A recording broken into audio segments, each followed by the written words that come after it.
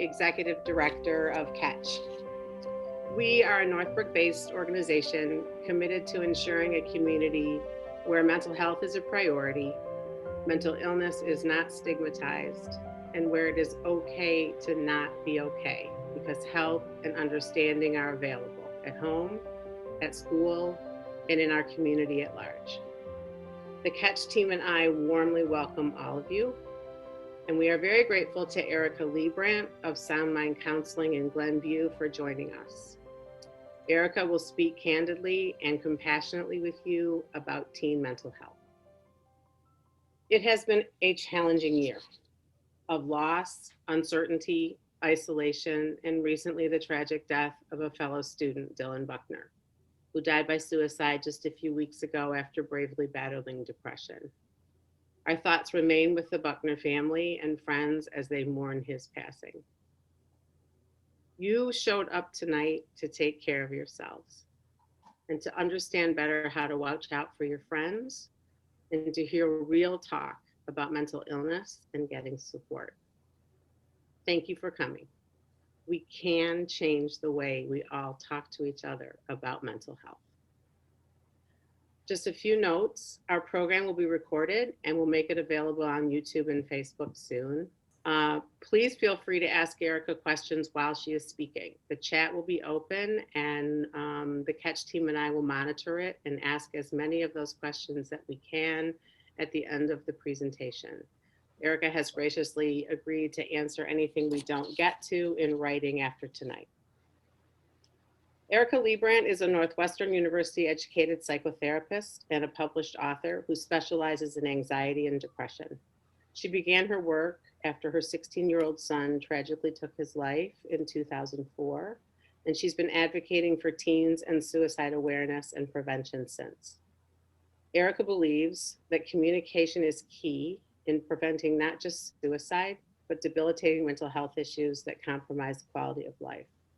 She is dedicated to helping teens and families learn the right language to connect with each other, as well as providing them tools, insights, and resources by which to empower themselves. I'm very pleased to welcome Erica Leibrandt. Thank you so much for that introduction, and thank you very much for the opportunity to be here today, to you and to the entire Catch team. It's so wonderful to have a chance to talk to teens directly. I feel like us adults talk a lot about teens, but not as much as we need to directly to teens. So tonight hopefully is going to make a change in that. And I'm going to go ahead and get started with my first slide. I really want to talk tonight about the specifics of anxiety, depression, and the suicidal mind. I feel like these are terms that are bandied about and just sort of thrown around, but oftentimes we don't know exactly what they mean. So part of my intention tonight is to educate all of you watching about symptoms of anxiety and depression, what the suicidal mind looks like, how to self-check and figure out if you're at risk, or even if you're just suffering from some lower grade depression or anxiety, how you can improve on that, how to talk to your friends, how to reach out to parents, and sort of all those helpful things surrounding the subjects of mental health and mental illness. In preparation for this presentation today, Amy mentioned my son that passed. His birthday was on February 4th, and I knew this presentation was coming up. So my husband and I sat down and watched videos of our son and of the day that he passed. And as always, we were truly humbled by the amount of people that turned out to mourn him. The reason that I bring this up is because he would have been shocked by everyone's reaction. He would have been absolutely stunned at the grief that his death caused. And I tell you that to tell you that each and every one of you would cause that reaction in people. You matter. Your life is important. There is no way that you could leave this earth and no one would notice. And I know it's hard to connect with that reality, even for adults. It's hard for us to know how important we are. But I wanted to say that to you, as I wish I could have said it to my son. So what is mental health? We talk a lot about mental illness, but mental health is really what we're going for, obviously. So it's about feeling positive about the mind and the body, feeling like you have something to offer, feeling like your body is strong and healthy. It's about feeling safe and able to cope. So knowing you have coping mechanisms and people you can trust to help you. Having a sense of connection to others, knowing you're loved and knowing that your voice counts. And this is a really tough one, especially for teens, having a sense of purpose. It's kind of an existential question.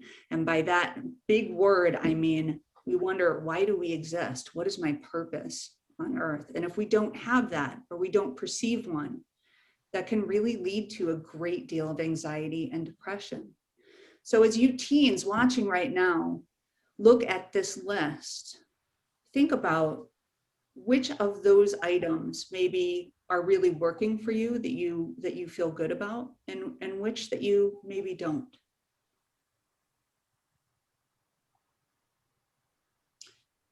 So the flip side of mental health is mental illness. One thing you may not know is that it can be triggered by the brain, by the physical brain, or it can be triggered by the environment, by the circumstances in which you live. So in the end, it doesn't really matter, except in terms of how it's treated, where the mental illness comes from, but that it's there. So if your family life is incredibly dysfunctional, that can cause depression. Or if your neurons aren't firing properly in your head, that can cause depression. Either way, the depressive symptoms are the same, and they're equally debilitating and need to be treated. Mental illness also occurs on a spectrum. So I can have two people stand next to each other. They're both depressed. They both have the symptoms of depression, but one person may scale like a 1 or a 2 on the level of depression, and the other person might scale like a 99 or 100. So the reason that's important is just because you feel you might be struggling with a mental illness, it doesn't mean it's the worst thing in the world. And you can scale it and try to figure out what type of help or what intensity of help might I need based on the intensity of my symptoms. The next one, mental illness affects 20% of American teens. That's 1 in 5 kids. And I have to tell you, honestly, I think that that is a very low estimate. Mental illness is underreported. And if I had to guess, I think I would say it's at least 50% of American teens. But the great news is anxiety, depression, even the more intense mental illnesses like schizophrenia, they're all treatable. We have lots of ways to treat mental illness now, including tons of interventions like talk therapy or cognitive behavioral therapy, art therapy, which we offer at Sound Mind Counseling. It's wonderful. And we also have medications. So, you know, even 50 years ago, this was a much less treatable set of symptoms. But now, if you're struggling with mental illness, there's a great chance that you can feel better if you get help. And I find that very hopeful.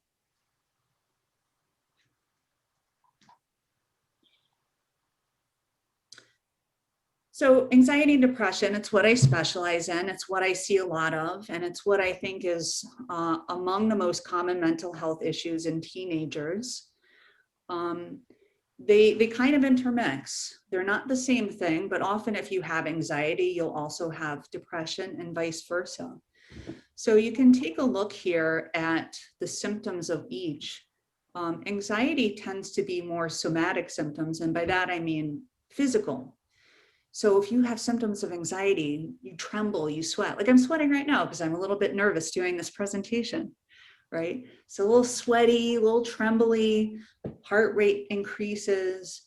And if these things are happening to a point where it's interfering with your ability to function, we call that clinical anxiety. So having those symptoms can cause depression. It makes you upset that you're not in control of your physical being, right? But depression can happen on its own as well. And having depression can cause anxiety. So these two things, and again, take a look at the symptoms and see if you can pick out any that feel like they resonate with you. I had one client who looked at this and said, yes, I have every single symptom on this list. And I laughed. She was right. She does have every single symptom on both of these lists. So take a look at that and see. And if you feel like, you're really tired all the time, you're really irritated, you feel guilty, you feel helpless or hopeless, you probably have some measure of depression. And again, as I said on the last slide, just because that's true doesn't mean it's going to be that way forever. So mental health changes throughout our lives. At some points in our lives, we'll be really quite healthy and feeling hopeful and sound and connected and purposeful. And other times, maybe not so much. So just because you're feeling anxiety or depression or some other symptomatic things of mental illness now doesn't mean that's going to last forever. And that's important. Because if you have the idea that you can feel better, that gives you the motivation to carry on.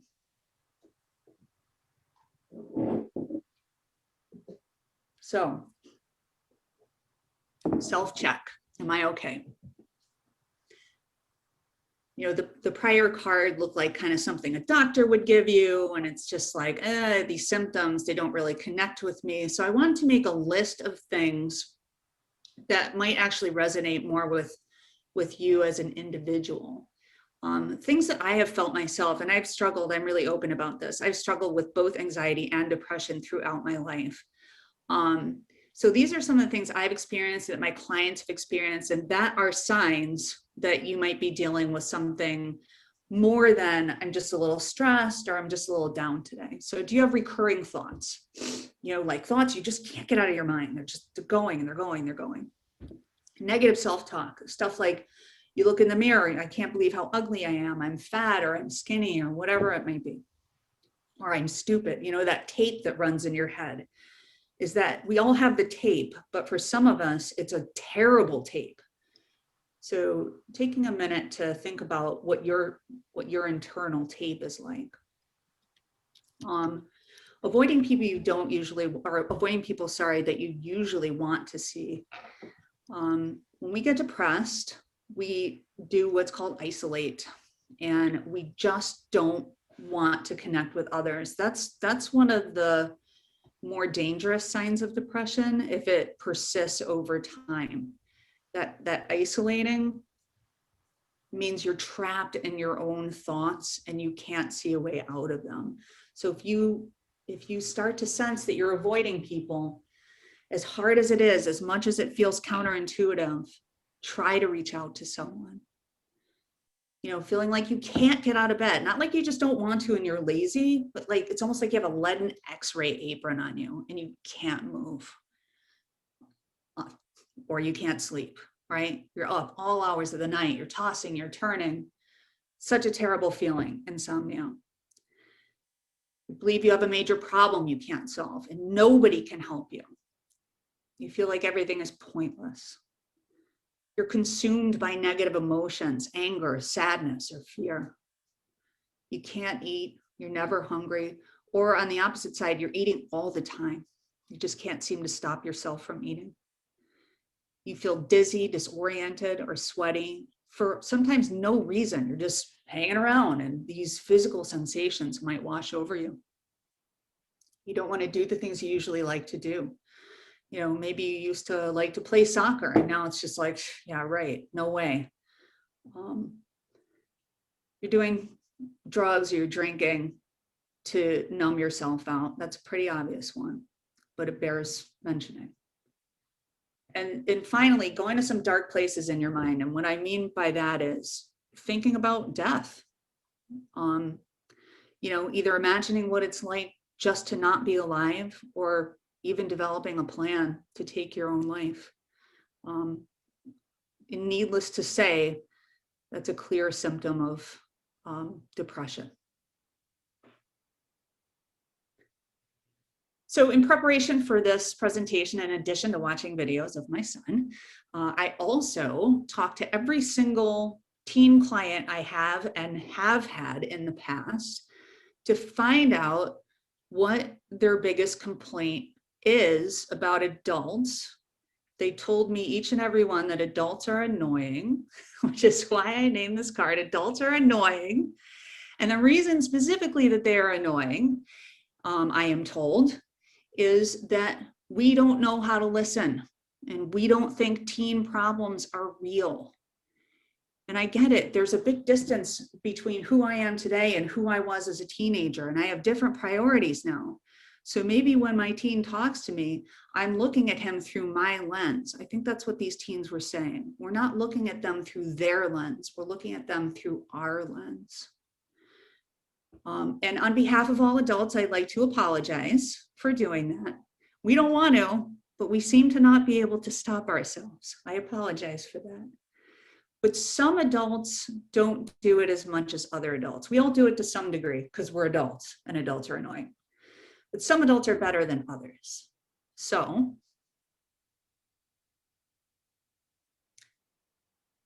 you can choose your adult. So choose wisely. Not all adults are created equal. You know on a gut level which adults might listen to you and which not. They still might be annoying, but they might listen. And that's what you really need. You don't need someone to be your friend or your pal, but you do need an adult who will be calm and compassionate and not freak out. So you say, hey, adult, I've got some stuff going on. Can you listen without freaking out? If your adult cannot listen without freaking out, say, thanks, I'm good, and choose another adult. There's lots of us around. There's like a plague of adults. You can find one of us that will help you. Repeat as necessary. Teen to teen. So this is a tough one, right? Because adults are annoying, a lot of times teens will go to a friend instead.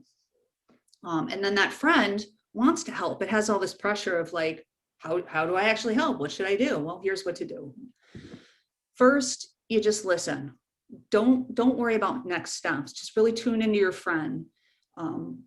Look at their body language, listen to their tone of voice, see if something seems different. Does it look like they haven't taken a shower or something weird, or brushed their teeth? Is anything off about them? Listen and look and pay attention to what they're saying and how they are. And then you can try to figure out how bad things are by just tuning into your gut, just feeling it in your body. And you can ask them questions. You can say, wow, man, that sounds really bad. How dark is it actually getting for you? And don't worry about what you have to do. Just be right there in the moment with them. And as I mentioned before, one of the key symptoms and one of the most dangerous symptoms of depression is isolating. So it's pretty standard that a friend, even if they're a great friend, in this terrible state of mind, will push you away. It's not personal. Don't take it personally. If they keep pushing you away, that's a red flag that they're in trouble. So keep trying to reach out, even if it seems like you're being annoying. Don't worry about being annoying. Doesn't matter. All that being said, sometimes this happens a lot. Your friend might say, whatever they say, I'm trying to think like a teen again and I'm failing. Things really suck and everything's horrible. I hate my parents and I just want to, I just want to die. Something like that. That was a horrible impersonation of a teen. You'll forgive me. If they say that, you have to pay attention and take it seriously. I know everyone's been telling you this since you were born. I'm going to repeat it. You have to take it seriously. And you have to tell somebody about it. You have to. Even if you promise your friend you're not going to, doesn't matter. Better to break a promise than have a friend die, right? every time. If they hate you for the rest of your life, too bad, you're fine. All that being said, it sounds like I'm putting a lot of pressure on the person who's being confided in, and I guess that I am. But at the end of the day, you are not in control of what anybody but you does. And if your friend decides to make a horrible decision despite your best efforts to help them, that is not on you. And you have to accept that you're not in control.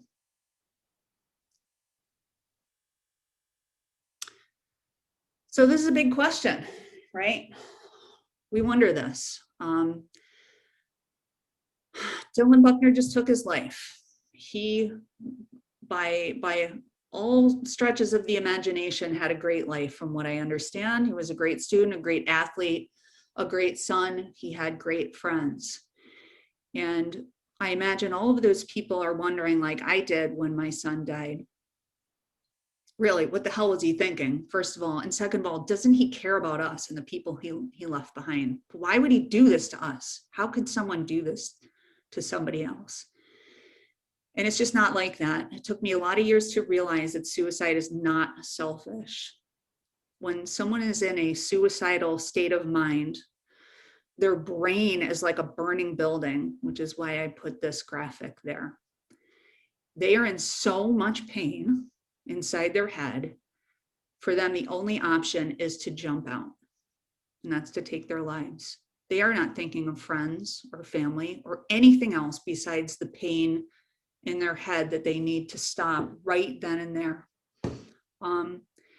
And, you know, I kind of liken it to images of the World Trade Center when the building was on fire and people were jumping out from those high stories. And it seemed inconceivable to me that they could make a decision to jump. And it was just because they literally had no other decision to make. And that's what's happening in a suicidal mind. So if you ever wondered, know for a fact, suicide is not selfish.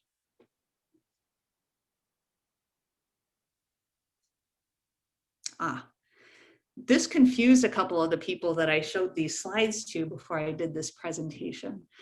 Hey, we want to feel good all the time, right? We want to feel happy and peaceful and chill. But the truth is this, we're not supposed to feel good all the time, because if we did, we probably wouldn't get anything done. Anger and anxiety are what I call activating emotions, right? They activate us, they motivate us to do stuff. If we're angry, we get ready to make some changes. And when we're anxious, we're sort of propelling ourselves forward. Hopefully, sometimes clinical anxiety keeps us frozen, but healthy anxiety makes us move forward and do things. So mental health is not a question of eliminating all uncomfortable emotions. We need uncomfortable emotions to lead our best lives and to be productive and to defend ourselves from injustice and to create all of the wonderful things that we're destined to create in our lives. When anger and anxiety get to a level where they're paralyzing us and interfering with our ability to do the things we want to do, that's when it becomes an issue. But anger and anxiety in themselves are not bad, and I really wanted to speak to that. So this is important too. You know, being human is really hard. Every day is hard all the time for everyone. And we try to do a lot of things to make it less hard. And sometimes those things start out as Band-Aids. They help for a minute, and they end up making everything even more hard ultimately. So, you know, quick list, self-harm. We start that because we either want to not feel our emotions or we want to feel something, right? Self-harm. And that quickly devolves into something that we have to hide, that we have to be ashamed of, that, you know, is hurting us physically, and that becomes an obsession. Drinking and drugs, obvious, right? Promiscuity, having sex. Like, it's not that having sex is bad, but that doing it to numb your emotions out or get the attention that you feel you're not getting somewhere else. So you do that to solve those problems, and then it becomes its own problem. disordered relationship with food. We eat a lot to numb our feelings, or we starve ourselves to have a sense of control. And at first that seems to help manage anxiety and depression. But after that, it becomes a runaway train. And we have to exert all this energy to solve this new problem that we've created. Other obsessive thoughts and behaviors, the human brain is very creative. So we have endless ways to be obsessive in our minds and in our behaviors, OCD or just about anything humans can grab onto to try and soften feelings of anxiety and depression. And so often that morphs into a whole other, what we call pathology or mental health problem. So what do you do instead? Instead of cutting or promiscuity or drinking or drugs, this list, it may seem kind of silly, and I'm sorry if it does, but I'll tell you what, it's also pretty effective. And these are some things that I still do myself to try and wade through some of my more challenging mental health moments. They won't solve all your problems, but what they do is doing these things helps you get through to the next place where you're kind of okay. So you don't succumb to your darkness. Journal, classic. Draw if you're an artist. Run, that gets your endorphins going. You can scream. Screaming's good. Write a letter. By that I mean write a letter to someone that you're not going to send it to. So like, a parent is really pissing you off. Write them a letter. Say everything you want to say and then don't send it. But probably burn it, because if they find it, it might be a problem. Take a break, just chill. Just get some distance from whatever's going on. Light a candle and really look at the flame. That's called mindfulness. Really look at the flame. See all the colors in it and how high it is and what it's doing. All of these things, by the way, how they are helpful is that they break what we call a neural loop that you've gotten trapped in. So if you're in a negative state of mind, you have thoughts that feel like they're just going around and around and around. And they are. It's called a neural loop.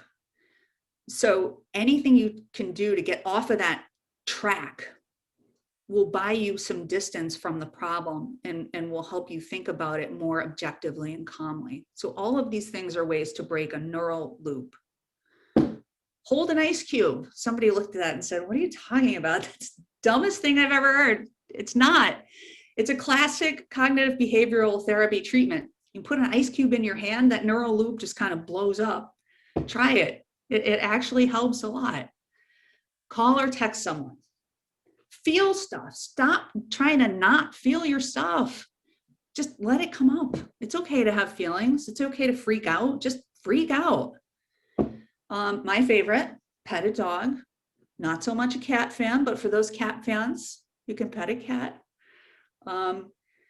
Another favorite of mine, get into nature. Just get outside. I don't know what it is. Well, I kind of do, but I won't waste your time speculating. Just trust me, get into nature. It helps. Meditate, like I said, with the candle flame. There's lots of ways to do it. There's lots of great meditation apps today available that you can do, and they're wonderful. I wish I'd had that when I was a teenager. And most simply, just walk. Get outside, move your body, walk, break the neural loop. Oh, sorry. If none of those things are working, I added the National Suicide Prevention Hotline, because, let's be real. Some of this stuff is candy corn if your brain is in a truly suicidal state, right? So if you're trying all these things, you're talking to people, you're trying everything, you cannot get out of it, that's the time to make this call. People on this hotline are incredible. They're compassionate. They will never judge you. It's anonymous. Just pick up the phone and call. They'll help you. Look, in this world, everything looks perfect. We got lighting and makeup and social media and, just access to everything. And it's all kind of an illusion, isn't it? Here is the truth. Everyone has a real lot of bad days. Everybody does, everyone. Even Tom Brady just won the Super Bowl. He has a lot of bad days. It's just kind of part of being human. You have to cultivate resilience. Know that you're strong. You're stronger than you think you are. And if you don't feel strong, get connected to someone who can infuse you with strength and who can inspire you to keep going. I believe in you. I'm so grateful that you watched this presentation today. It tells me that you have hope and that you want to fight for your own well-being and your mental health and for your life. And that's what you're supposed to do. Life is hard, but it's beautiful, and you got to keep going. Thank you guys for listening. Thank you, Erica, so much for your honesty, your knowledge, your heart. We did have some questions come in beforehand as well as this evening, so we'll just fire away if you don't mind. Not at all. I'm worried about my friend and want to tell someone, but I'm afraid that the breach of her trust will only upset her more. Not sure which is worse or what to do. Okay. So if this person can, I'll answer that question generally, but if this person would like to reach out to me personally so that I can help her sort out exactly what she's seeing, I would be glad to talk to her one-on-one, just via email or something, or on the phone. Because sometimes it's really hard to tell, you know, how much in danger is our friend, and really what should our reaction be? Am I overreacting? Am I underreacting? And I think that's what she's really talking about. The bottom line and the general answer is, it sounds like some red flags are going up for this teen about her friend. And as I said earlier, even if you lose a friend over it, it's better than your friend dying. So you have to it's a brave thing to break trust in this case, and you might be villainized for it. And you have to know in your heart that that was still the right thing to do. The next two are similar. Can you touch on the best way to talk to your parents about mental illness, especially if they have trouble understanding a cause of it? And then there was a similar question about, I'm worried about approaching my parents about mental illness because they're already so stressed. Okay, those are two very different questions. You know, parents are not necessarily the first person you should be talking to, because sometimes their reaction is very hot, right? Because they love you and they're really worried about you and invested in what's going on. So it might be helpful sometimes to talk to a counselor first who can help mediate a conversation with your parents. Like, in other words, you reach out to a counselor and say, this is what's going on. I'm not sure how to talk to my parents. Like, do you have ideas, or can we bring my parent in here? So then the parent has an opportunity to kind of keep their cool as the subject is introduced. That's one thing that I recommend. For the second question, it sounds like this child is worried about their parents' mental health. Yeah, it went on, pardon me for interrupting, but it went on to say, my mom worries all the time already. Yeah. So I don't want to pile on more. Yeah. Okay. Well, if your mom is worried all the time already, she probably has an idea that something is going on with you. And I think it would alleviate her worry to have you just be open with her. So she'll still worry. She's already worried. I think her worry would be less if she knew that you were being honest with her. Of course, that may not be the case. And if she freaks out, we go back to what I said. If your adult freaks out, you have to go to a different adult. Don't just then shut down. You know, if you try to talk to your parents and it doesn't work out the way you'd hoped, that doesn't mean you just shut the whole thing down. It means you find someone who's better equipped to help you in that moment, right? My sister has anxiety and depression, and she takes up all of my parents' attention. It's so annoying. It makes me mad. Any suggestions on how to handle that? I would ask this person, if they're in therapy themselves, and if they're not, can they ask to be? Because that may seem like a small issue, but it's a huge issue. It's a family dynamics issue.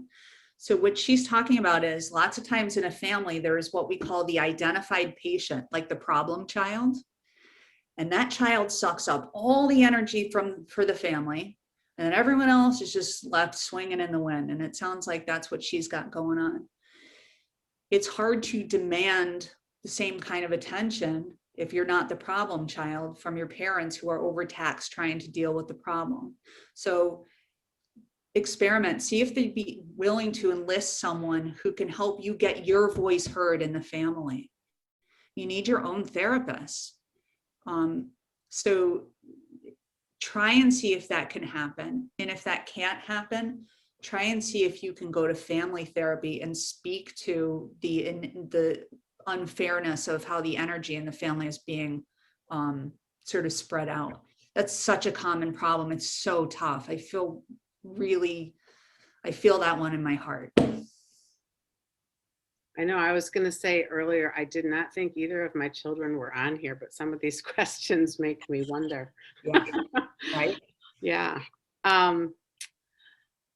I've read that anxiety and depression are on the rise and are much more prevalent than they used to be in teens. Mm-hmm. Why do you think that is? What are the contributing factors to that?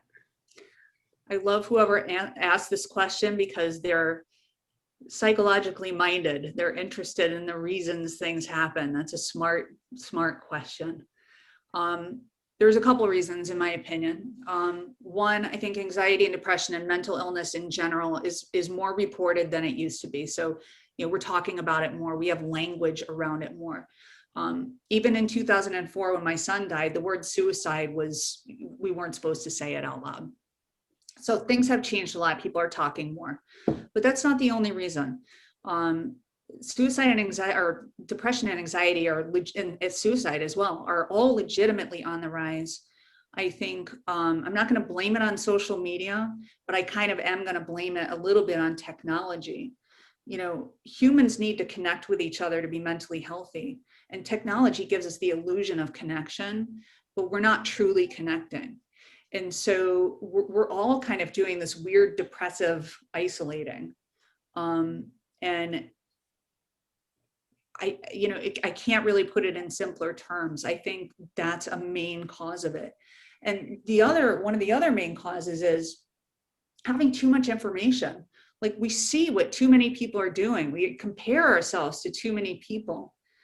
And when that happens, of course, we come up short. Like, no matter how okay we think we are, there's always somebody who's doing better, doing more, prettier, smarter, faster. And that wasn't always the case. We weren't always exposed to that constant, barrage of, awesomeness in others. We had a chance to kind of feel our own awesomeness and just be settled with it.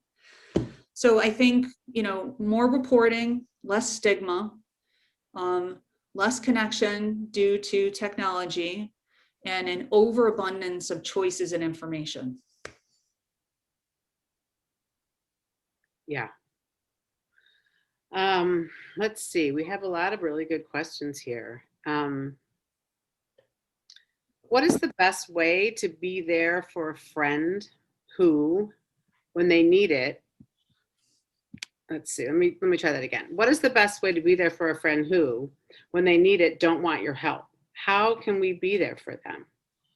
You just got to keep trying.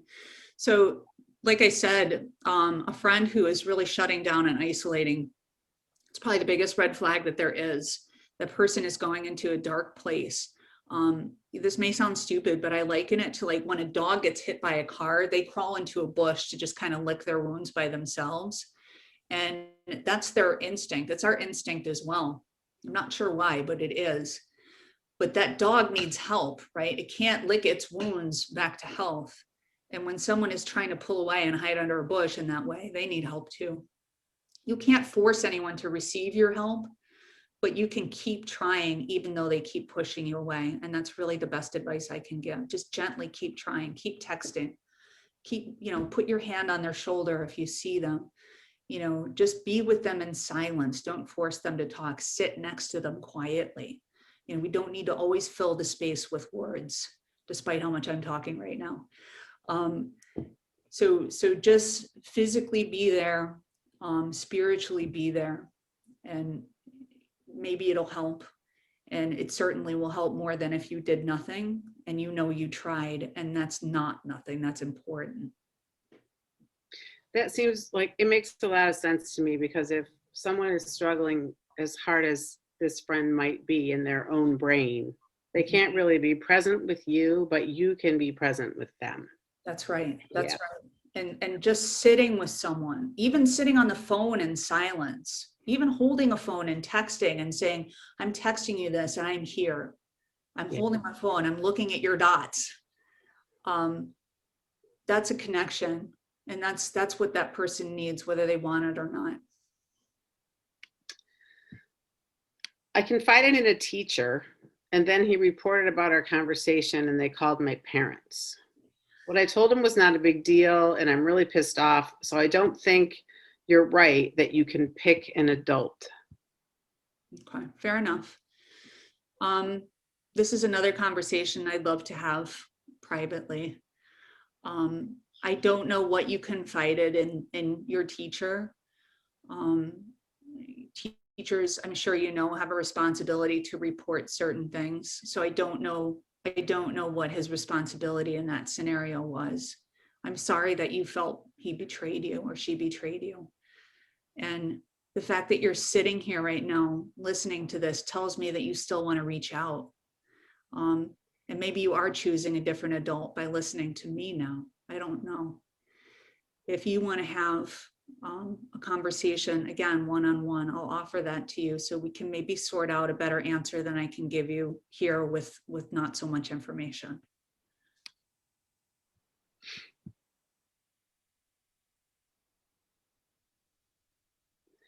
How do you balance being a good friend and a good listener to friends who are needy versus taking care of yourself and finding those who can help you? Oh, this is a wise teenager. Wow. So this sounds like someone who takes care of everybody and thinks maybe, well, am I taking care of myself well enough? It's hard to balance that. If you're a natural healer, that's something that can take a lifetime to learn. One of the things you can do is just tune into yourself and notice, do I feel drained? Do I feel angry? Do I feel just kind of wiped out? And even if your friend needs you, it's kind of like that old analogy with the oxygen mask. If you don't put your mask on first and let yourself breathe, you can't really help anybody else. You can't give and give and give and give and run on empty and be effective. So you can be there for your friends, and you should. It sounds like you're probably a natural healer and an empath. But you need to take times for yourself where you recharge. And if you're an empath, you're probably also an introvert. So you might need to do those things alone by yourself. Lay in bed, be with your pet, walk your dog, do those. I think of those things as recharging, like literally like we recharge our phone. You're giving away a lot of energy and you have to pull some back in for yourself. And it doesn't mean you're a bad friend if you need to do that, even when your friend is in need sometimes.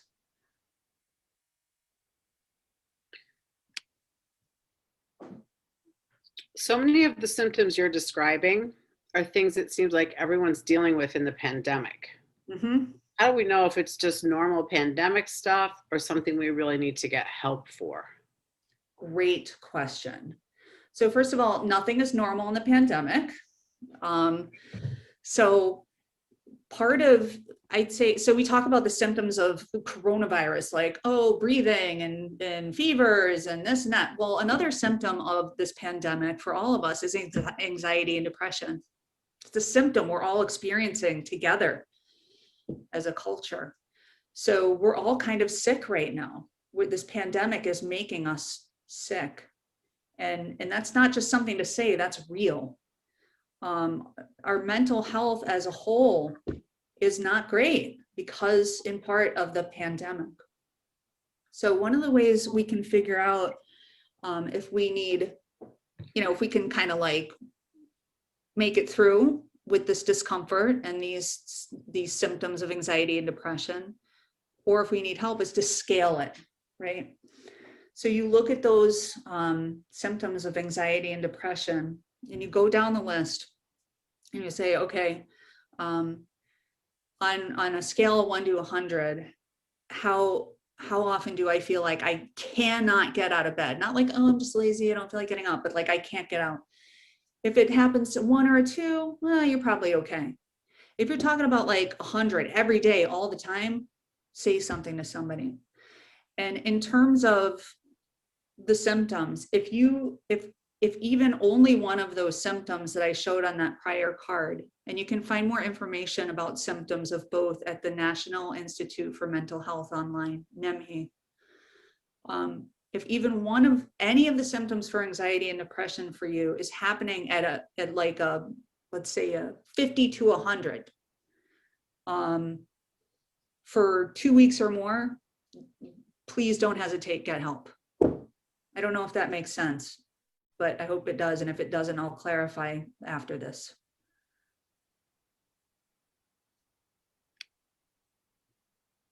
How do I get my friends to understand how I'm really feeling?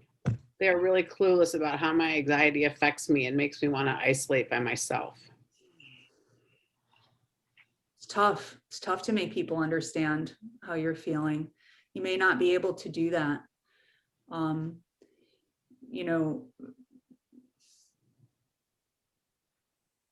It's really a measure of who your friends are and how emotionally intelligent they are. You might have friends that aren't in a place where they can understand. And if that's true, you need to seek out other people, be they different friends or adults that are more able to get it. But you can't fit a square peg into a round hole. If somebody is not getting it, they may just not be able to for whatever reason. Find somebody else who can. I'm not saying change your friends. These are your friends. They're important to you.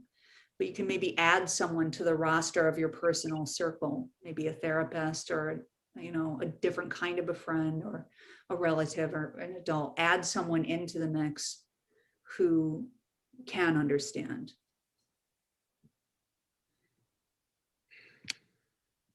These are tough questions, by the way, guys. I'm like breaking into a sweat over here.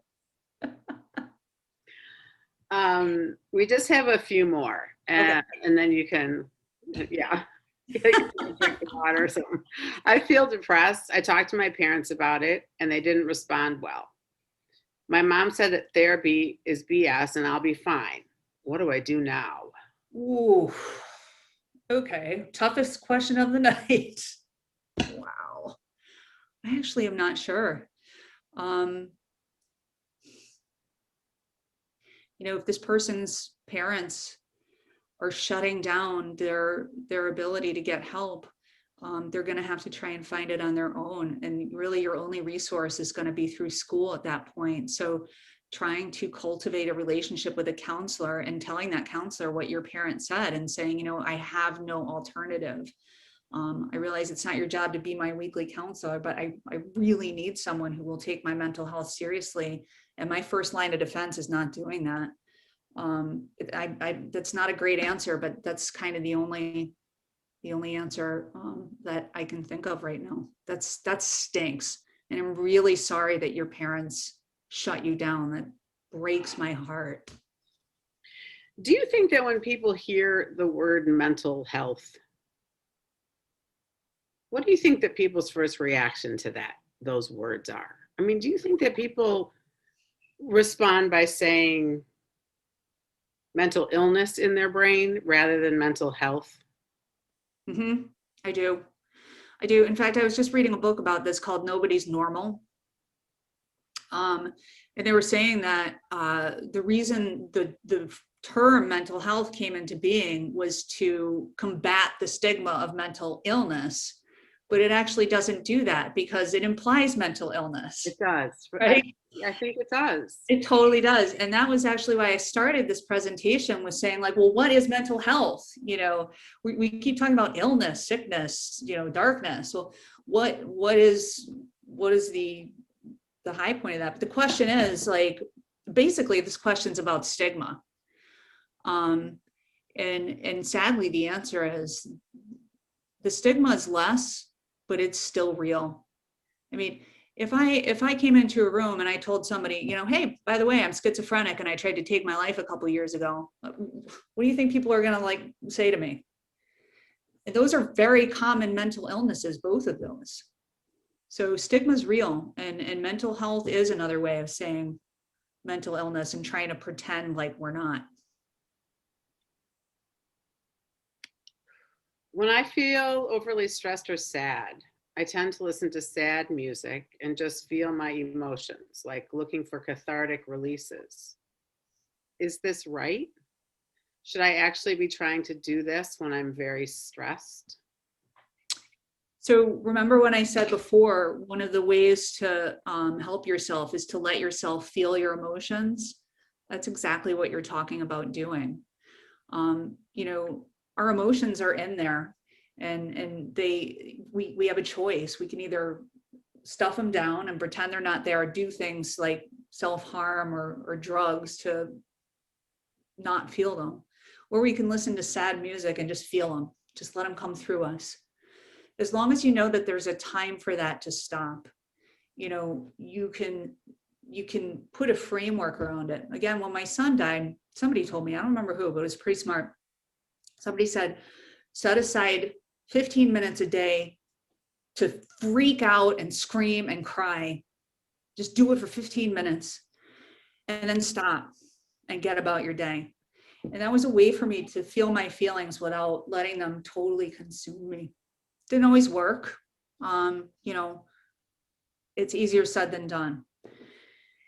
But I'd say that listening to sad music, do it in a similar way. Let yourself do it. Of course, sad music, people write sad music because we need to feel sad. We have to feel sad. But try not to let yourself get completely lost in it, and you know, maintain some sense of boundaries, I guess, with it would be the word. I'm going to piggyback a little bit on that last question. Can you just speak a little bit more to the feelings thing, when sometimes it just feels like you want to push them away. You just want them to be gone. Mm-hmm. Mm-hmm. Why is it so important to feel the feelings? Okay, so feelings are energy.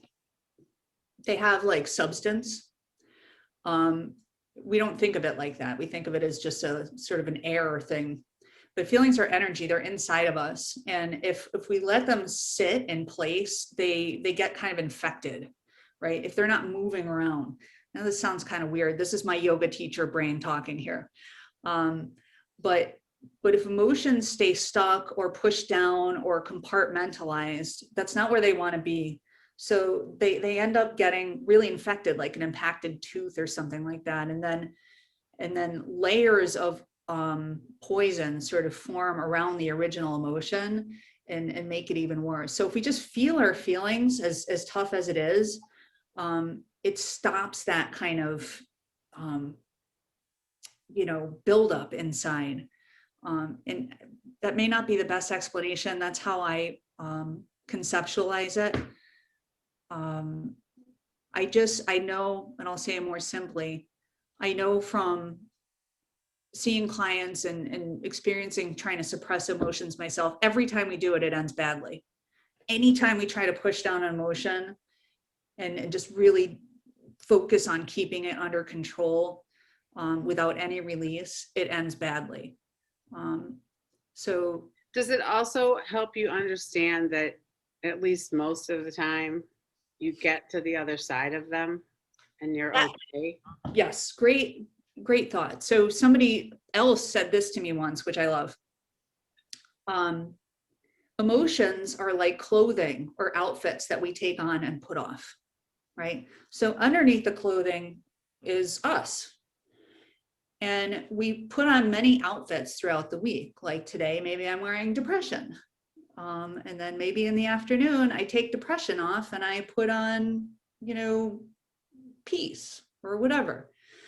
So emotions, one thing that is always true about emotions is that they come and they go.